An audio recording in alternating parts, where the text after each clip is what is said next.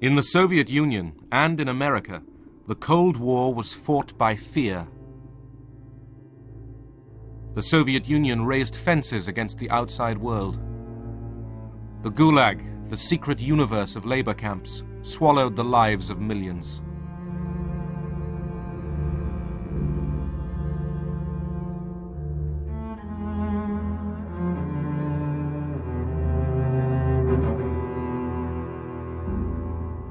Both sides turned their fear inwards against their own people.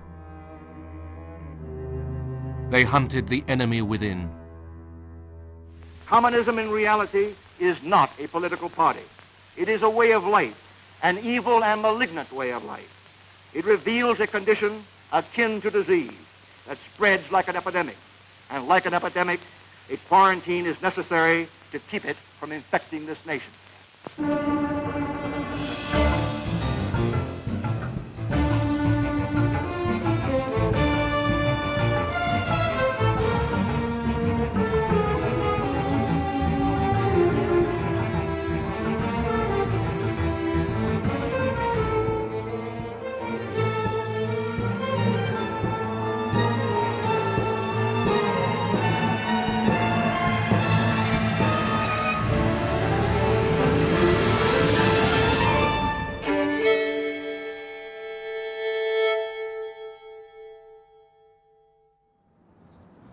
The Cold War made America renew its values, invent new images for American virtue. Men and women in all walks of life, we are shareholders in the greatest enterprise on earth, the United States of America, unlimited. Our strength lies in the character of our people, young in heart, independent in thought and nature, skilled of hand. American enterprise has harnessed fire and water, wind, sun, and soil to produce an abundance of everything. Was communism out to destroy all this? American propaganda said it was.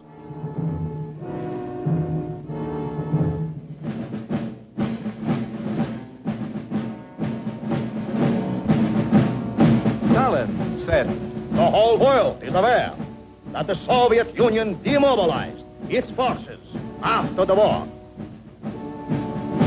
Beware the big lie.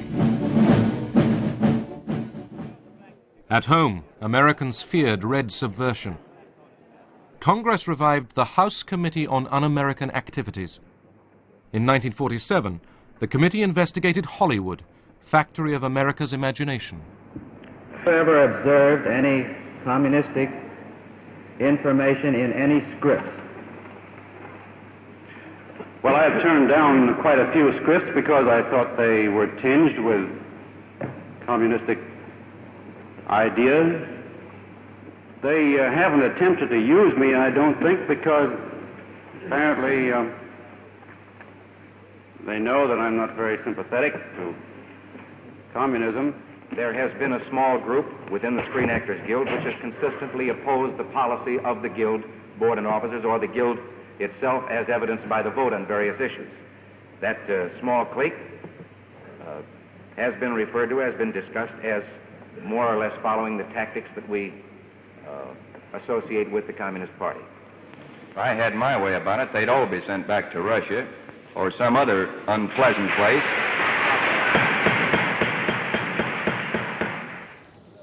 10 witnesses, the Hollywood 10, defied the committee's right to ask about their beliefs.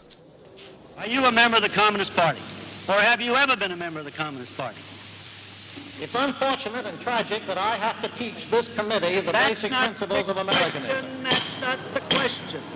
The question is, have you ever been a member of the Communist Party? I'm framing my answer in the only way in which any American citizen can frame his Then you answer to denied- a question then which you- invades his, absolutely invades Then his you right. denied, you refused to answer that question. Is that correct? I have told you that I will All right. offer my beliefs, my affiliations, and Here's the everything witness. else Here's the to witness. the American public, and they will know where I stand, as they do from what I have written. Stand away I have from the written stand. for Americanism for many years, and I shall Stand continue away from the to stand. fight for the Bill of Rights which you are Officer, trying to take destroy. this man away from the stand. Others from the film industry demonstrated their support for the constitutional rights of the 10.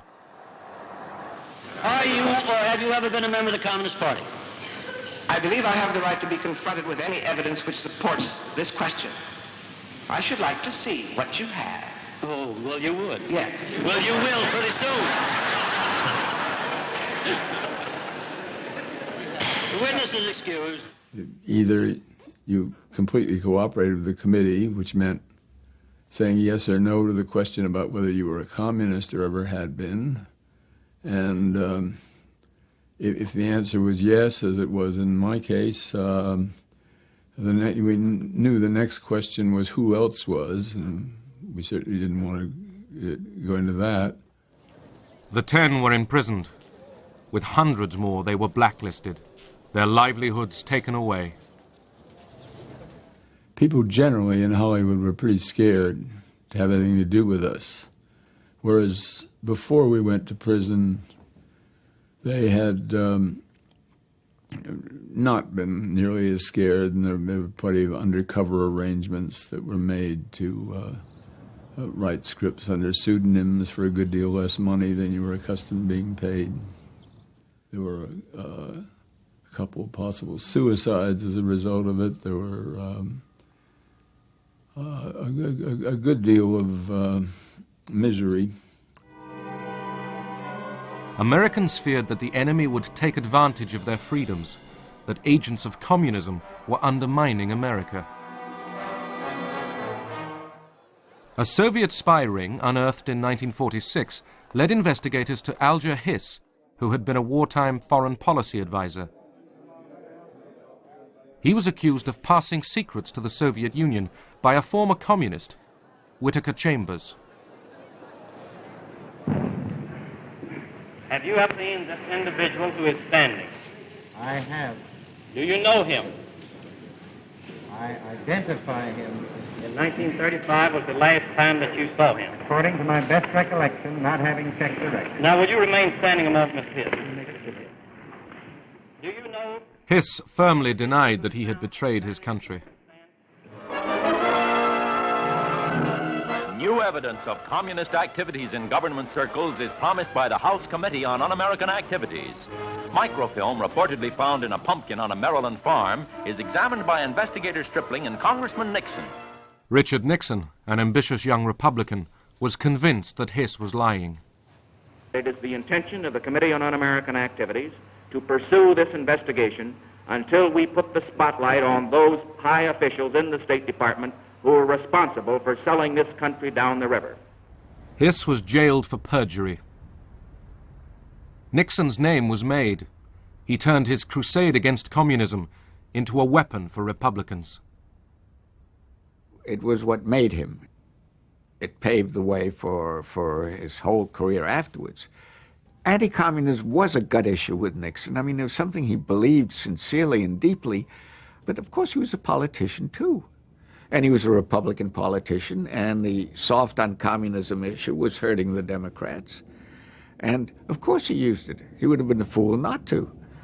In America, patriotic enthusiasm for the democratic way of life reveals itself in a monster loyalty parade in New York. Everyone from vets to youngsters reveals his inborn dislike of communism. Anti-communism became the language for a new, more defiant vision of America.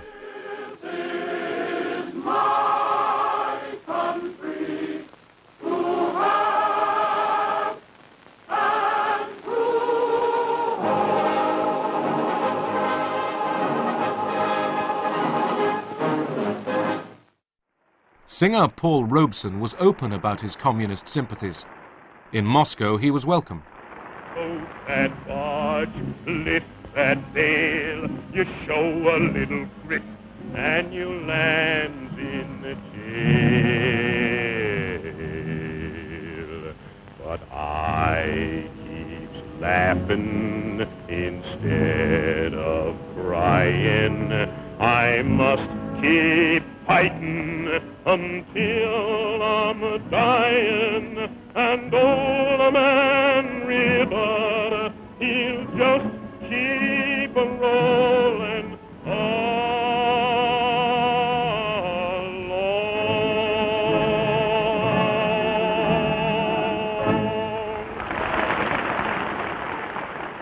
In America, people were less friendly. Veterans of the American Legion turned out to demonstrate in 1949 when Robeson was due to sing in a concert at Peekskill, New York. The police expected trouble. The slogans of the demonstrators, it went, go back to Russia, you white niggers, for instance, over and over. Commies, niggers, Jews. You got in, but you're not going to get out alive. Hitler didn't finish the job. We will. The concert turned into a riot.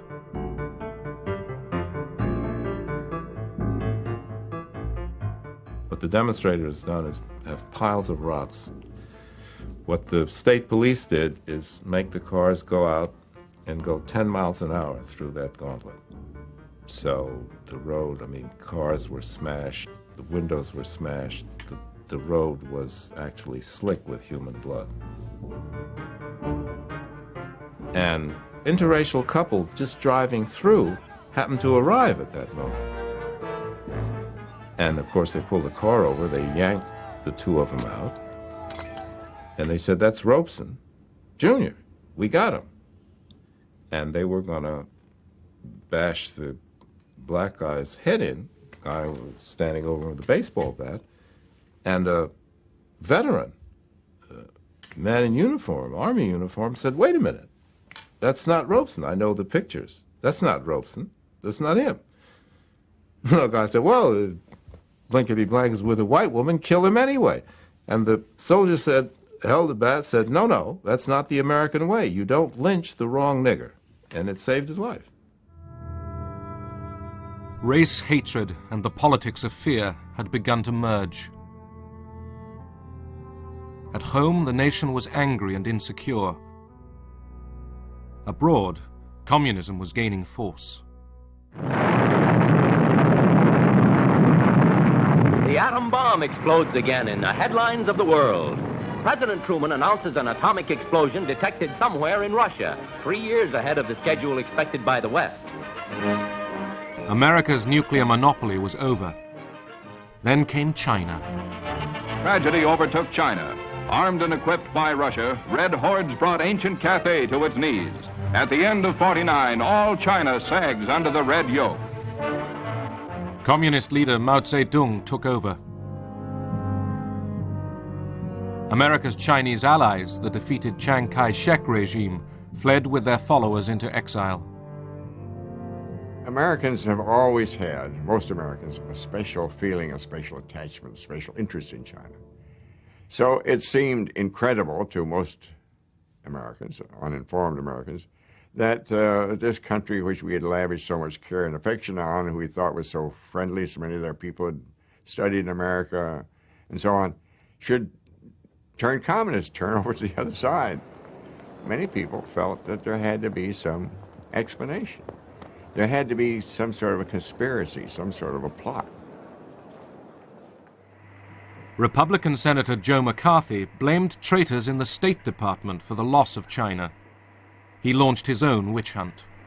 Today, the most dangerous enemy agent is not so much concerned with the secret information about weapons as he is with infiltrating the necessary departments of the government and shaping and controlling the actions of our nation so that the enemy is progressively winning without even firing a single shot.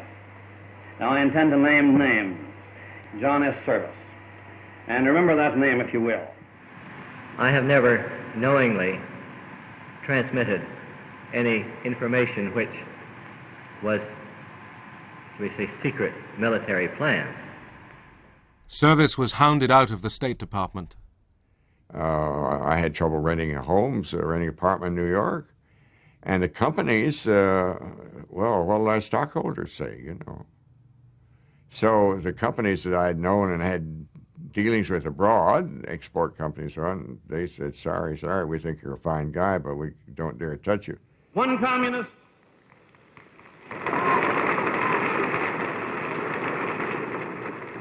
One communist on the faculty of one university is one communist too many.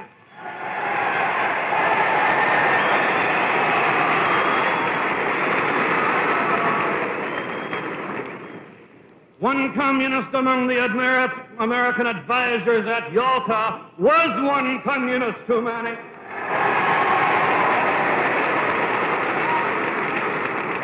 And even if there were only one communist in the State Department, even if there were only one communist in the State Department, that would still be one communist too many.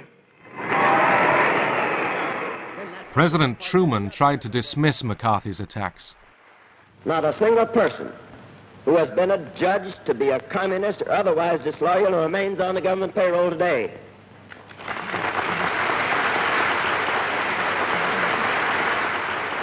We're not going to turn the United States into a right-wing totalitarian country in order to deal with a left-wing totalitarian threat.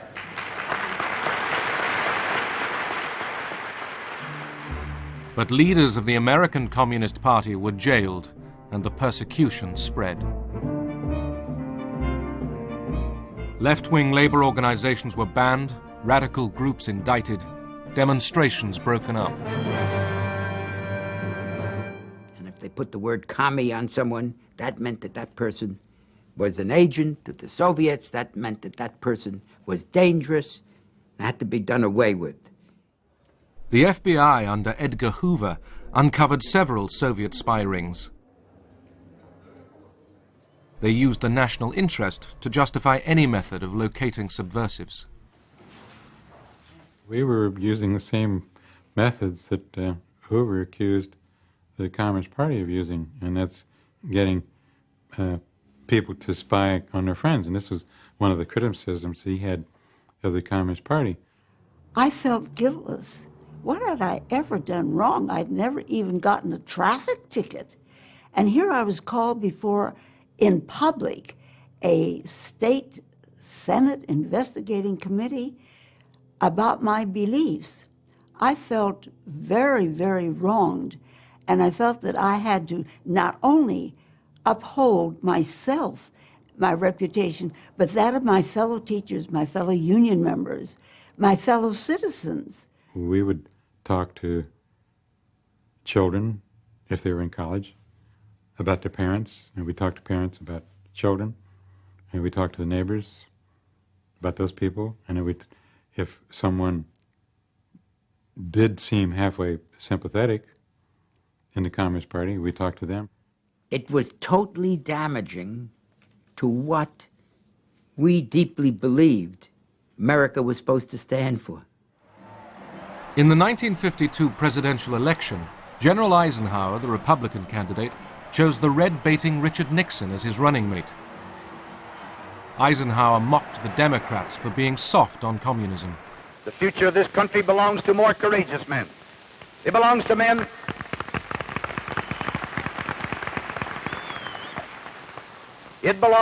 who know that freedom's fight must be forever, relentless, uncompromising, and fair. It belongs to men who, today, are ready to bear spiritual and intellectual arms against an alien army of communist ideas. To get elected, Ike needed the support of Joe McCarthy and his right-wing followers. I spent about half an hour with the general last night. While I can't report that we agreed entirely on everything,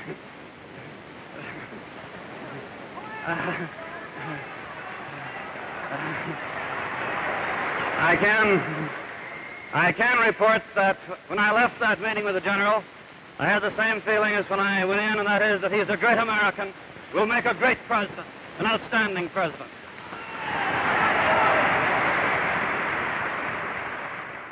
Right from the beginning, he detested Joe McCarthy.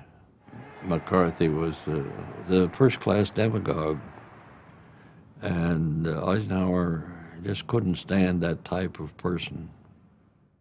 Eisenhower's old wartime commander, General Marshall, was accused by McCarthy of treachery. Intimidated, Ike dropped words praising Marshall from an election speech he made in McCarthy's home state. He was roundly criticized for that, because it seemed to indicate that he was influenced by McCarthy. his case as a red herring. In 1953, two Americans, Julius and Ethel Rosenberg, were convicted of spying for the Soviet Union. They were sentenced to death. They had young children, and their fate roused protests in America and across the world. For some young lawyers, the sentence breached the Constitution. They sought judges to get a stay of execution. Judge Frank looked at us, and he says something that we have never forgotten.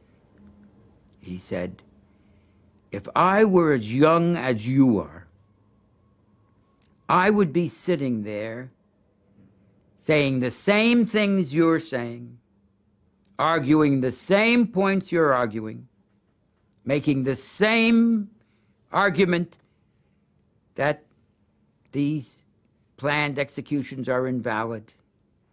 But when you are as old as I am, you will understand why I cannot do it." And he stands up, turns his back to us, walks away, and we're devastated. We began to sense something which in later years we understood so clearly, and that was that Jerome Frank, as the leading liberal judge, was terrorized himself and frightened by the atmosphere of fear in the country.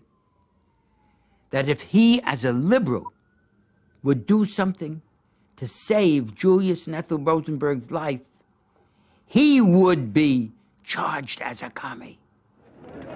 The Rosenbergs were executed. He died quickly. There didn't seem to be too much life left in him when he entered behind the rabbi. He seemed to be walking in a cadence of steps, as if keeping in time with the muttering of the 23rd Psalm. She died a lot harder.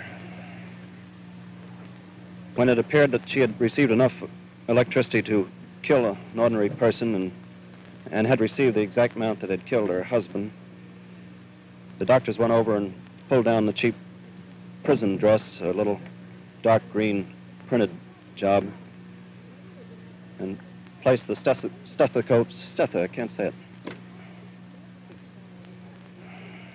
placed the stethoscopes to her, and then looked around and looked at each other rather dumbfounded and seemed surprised that she was not dead.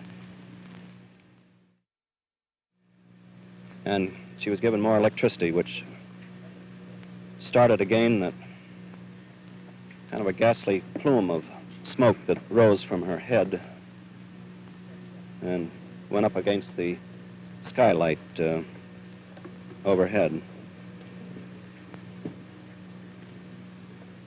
After two more of those jolts, Ethel Rosenberg had met a maker. She'll have a lot of explaining to do, too. Thank you. McCarthy now denounced leading Republicans and even senior army officers as communist sympathizers. But he had gone too far. Political opinion swung away from him, and his enemies gained courage. The names of communists. You say to the army. You've done enough. Have you no sense of decency, sir? At long last, have you left no sense of decency? It all sort of came to pieces. And then there was this move to censure him, and he fought that very badly. Now, a number of us were advising him on how to handle that, and he agreed to everything we said, and then he did just the opposite. You have been here trying to smear the staff of this committee. The young men who have been working to uncover communists, you jump up and run away without answering. McCarthy's power collapsed as the politicians walked away from him. But the spirit of McCarthyism, the smearing of dissent as communist treason, stained American democracy for decades. In the Soviet Union, all dissent was suppressed. The Cold War heightened tensions and reinforced fears, not just of internal subversion, but of another world war.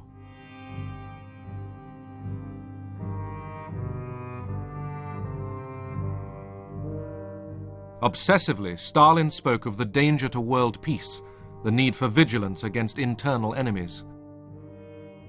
Conformity was enforced by police terror and by a slavish cult of Stalin's personality. He became godlike, his icon worshipped everywhere.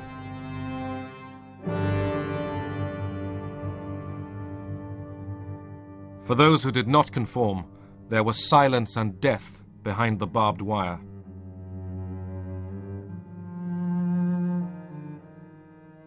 The Gulag, the secret empire of concentration camps, stretched over 4,000 miles from the Baltic to the Pacific.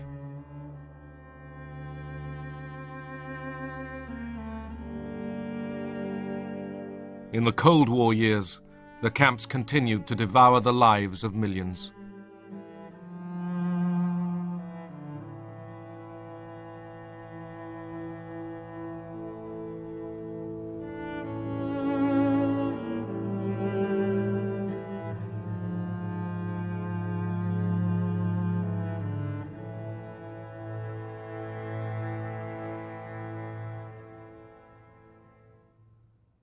Stalin's control now extended beyond the Soviet Union. This was a new empire, run by local communists, trained to obey Moscow. American propaganda targeted the fate of these satellite nations. The battleground of peace today is that strip of strategically located countries stretching from the Baltic to the Black Sea. They are not big countries geographically, but they contain 70 million freedom-loving people, our kind of people, who share our culture and who have sent millions of their sons and daughters to become part of these United States. Some call these countries the satellite nations. More accurately, they are the captive nations of Europe. My name is Ronald Reagan. Last year, the contributions of 16 million Americans to the crusade for freedom made possible the World Freedom Bell, symbol of hope and freedom to the communist-dominated peoples of Eastern Europe. In Western Berlin, great crowds turned out to see it raised to the tower of the West Berlin City Hall. The campaign was secretly funded by the CIA. As well as fine words, Americans sent armed exiles back into the Soviet Empire.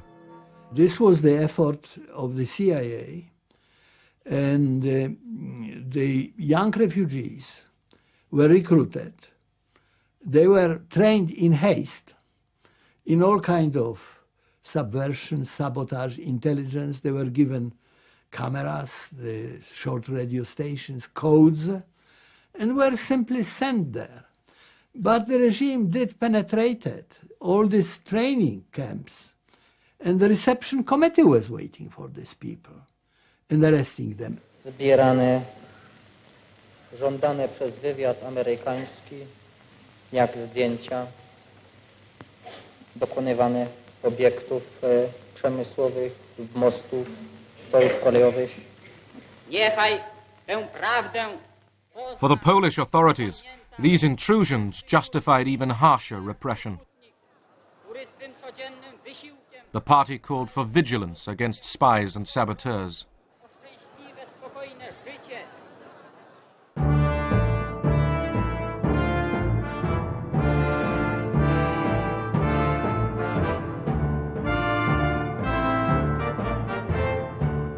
In 1948, Stalin began to tighten the Soviet grip on Eastern Europe.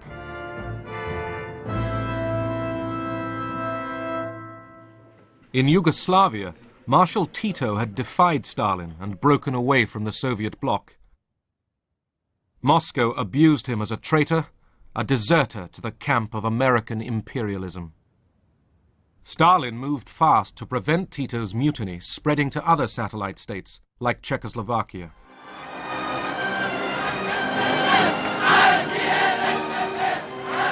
At first, the satellites were allowed to find their own paths to communism. Now, Stalin forced the Soviet model on them all.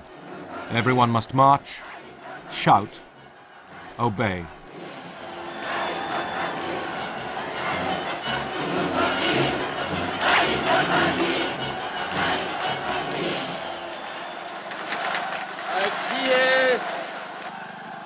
práce sovětských národů a mírové fronty celého světa, veliký Stalin.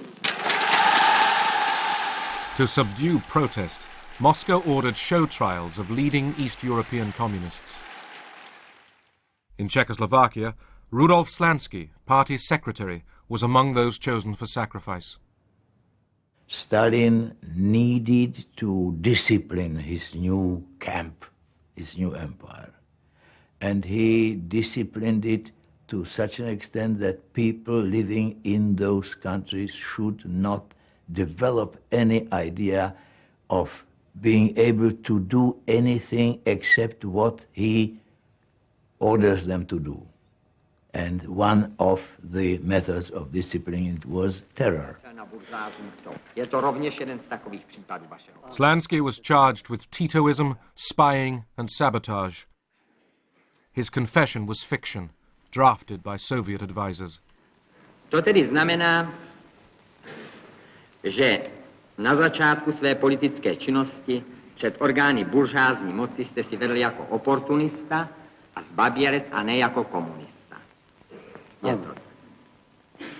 Готовились предварительные следственные заключения. The initial investigation results were prepared and checked. If the evidence in these cases didn't meet the aims of the security services, then it was altered. Really, it was a fabrication to prove what otherwise couldn't be proved. Jaký to řetěz otřásajících zločinů.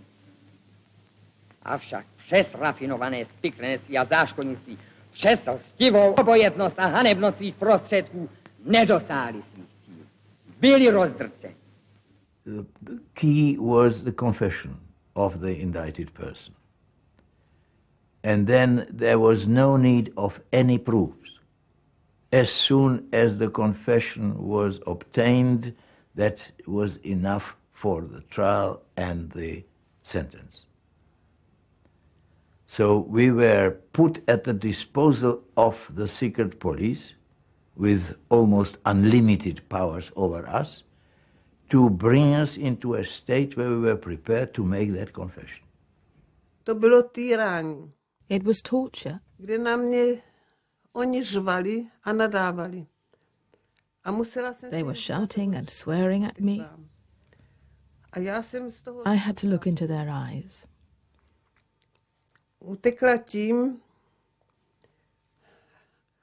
At the beginning, I avoided this, but then I had to repeat their obscenities.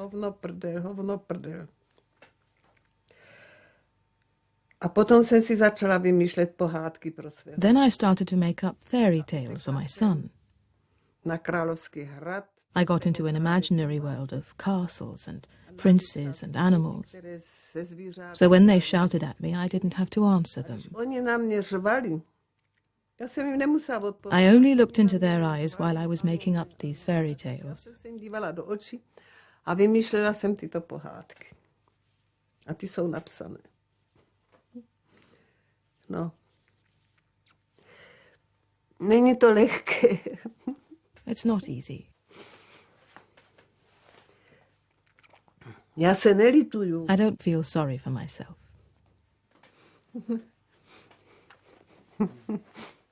Everything was rehearsed, the final text prepared for the trial, consisting of questions which were put to one by the general attorney and the president of the court and so on, were listed, and your answers were listed. Přišel jsem do dělnického hnutí jako člověk buržázního původu. Můj otec byl zámožným vesnickým obchodníkem. Vyrůstal jsem v prostředí obchodnické rodiny a to ovlivnilo mé osobní vlastnosti a můj charakter. Vstoupil jsem v roce 1921 do komunistické strany a přišel jsem tam s různými maloměšťáckými názory, kterých jsem se nezbavil. To vedlo k tomu, že jsem se nestal skutečným komunistou a že jsem jako komunista nejednal. Slansky and 10 others were hanged in December 1952, their ashes scattered over the ice on an unknown country road. Stalin had shown his power. While he survived, it meant death to disobey him.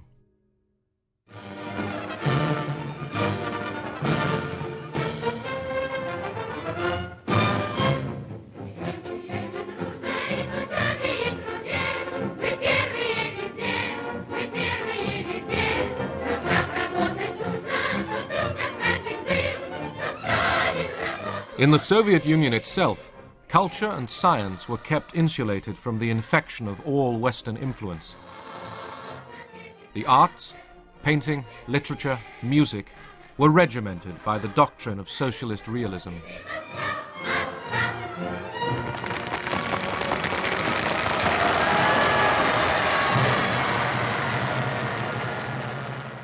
Мне кажется, что участие Сталина Stalin's interference with the work of the Bolshoi theatre was done with love and good taste. и любовью. Но то, что он But the fear that it created, and the fact that people were under his spell, преклонение this produced a lot of negative effects. оно и давало It not only made people nervous, but destroyed the principles of art. ломало искусство и принципы нашего искусства. Fear of Stalin's disapproval paralyzed the creative arts. Dmitry Shostakovich was reprimanded by the party for departing from the principles of socialist realism.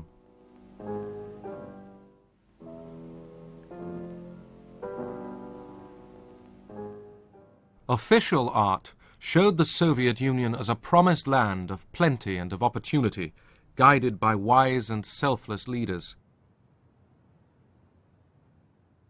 But those who discussed real change, even in private, like Susanna Pechuro and her student friends, risked punishment. Мы очень много рассуждали об этом. We discussed a lot. And we came to the conclusion that what was happening then was completely different from what we were taught to believe. Соответствует тому, что нам рассказывают. It wasn't socialism. Что это никакой не социализм. Susanna joined a secret discussion group. Aged 17, she was arrested, charged with treason and terrorism. 3 of her friends were executed. Говорят, собирайся, поедешь. They said, get ready. You come with us. Собираться, одеваться. I went to get dressed behind the screen in the room, and I clearly realized then that I would not be coming back. At that moment, I could see myself in the prison cell. Later, when I really was in the prison cell, I kept thinking back to that moment.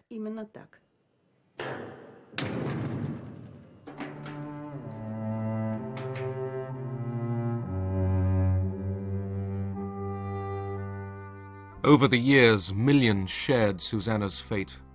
They vanished, often without trace. Even to ask about them was to risk arrest. И это то страшное, что я до сих пор не позволяю себе вспоминать, если я... There are some things that are so awful, I don't let myself remember them. Because if I do, I can't sleep for weeks. They pulled children out of the arms of their screaming mothers, and then beat the mothers. The children just disappeared. They never knew what happened to them afterwards. There was nothing more awful than that, even though I saw them killing people, and anything else they felt like doing.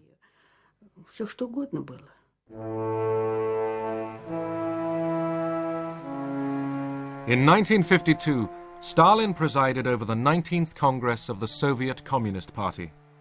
The hall was packed with foreign delegations gathered to honor him.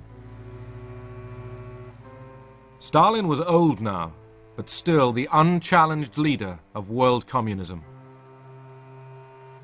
Cold War, military competition with America, was already putting a heavy load on Soviet society. In public, Stalin's analysis of the world class struggle was hopeful. И тем облегчить свою работу.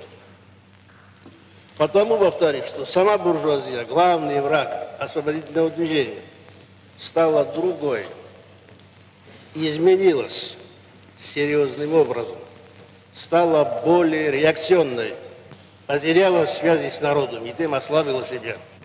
Понятно, что это обстоятельство должно также облегчить работу революционных и демократических партий. But Stalin still feared the enemy within. He saw treachery everywhere.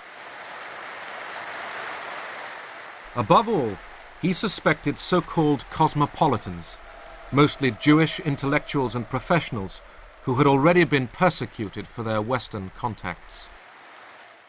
Сталину нужен был внутренний враг. Внутренний враг. Stalin needed an internal enemy, на которую можно было взвалить бы. A fifth column that could be blamed for the difficult situation in the country. И евреи как раз вполне подходили для роли этой. And the Jews fitted that role very well. Евреи были, так сказать, традиционно как-то, имели. Because many Jewish families in the post-war years had someone in the United States, relatives or acquaintances. В послевоенные годы был кто-то, кто когда-то уехал в Соединенные Штаты, какие-то родственники. So to present Jews as the fifth column, agents of American imperialism, was very convenient. Американского империализма, как они писали, было очень удобно. In January 1953, 9 Kremlin doctors were accused of plotting with Western intelligence to kill Soviet leaders. Я должен сказать, что, конечно, все это было спровоцировано. The doctor's plot was instigated with Stalin's approval. Операция против врачей. Stalin had been suspicious of doctors for a long time before that. Недоверие. Так что это болезненное такое состояние. This was all due to his illness, made worse by his old age, and by his lifelong ideology that the enemies who always surround you should be constantly eliminated. Врагов, которых без конца вокруг тебя много. One of the doctors, Yakov Ettinger, died under torture. His son was arrested and interrogated. Они хотели добиться от меня какого-то признания. They wanted me to make a confession, to make a statement that I was in the know. Фактов преступного неправильного лечения моим отцом. That I was familiar with certain facts which showed that my father and other doctors were wrongly treating certain patients. Я у некоторых бывал, они добивались от меня этого признания. Но They wanted me to make this kind of statement, but they didn't get it from me, even though twice I was sent to the punishment cell. 2 раза я сидел в карцере. 5 of the 9 doctors were Jewish. The affair inflamed Russian anti-Semitism. Jews were denounced and purged throughout the medical profession and beyond.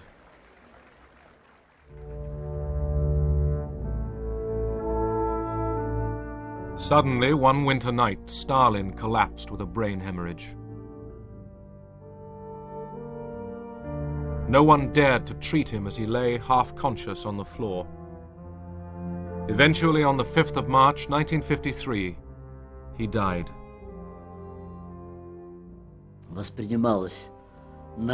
Like the majority of people, we saw it as a tragic event. Вообще как событие, конечно, трагическое и очень. It caused a lot of anxiety. Большую тревогу, потому что все уже. How were we going to live now?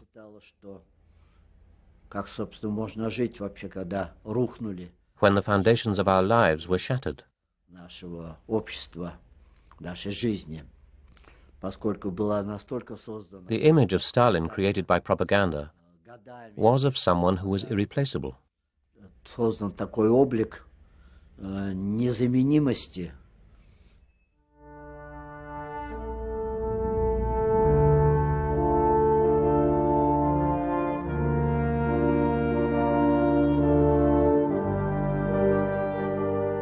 Stalin had towered over the Soviet Union in peace and war for more than 20 years.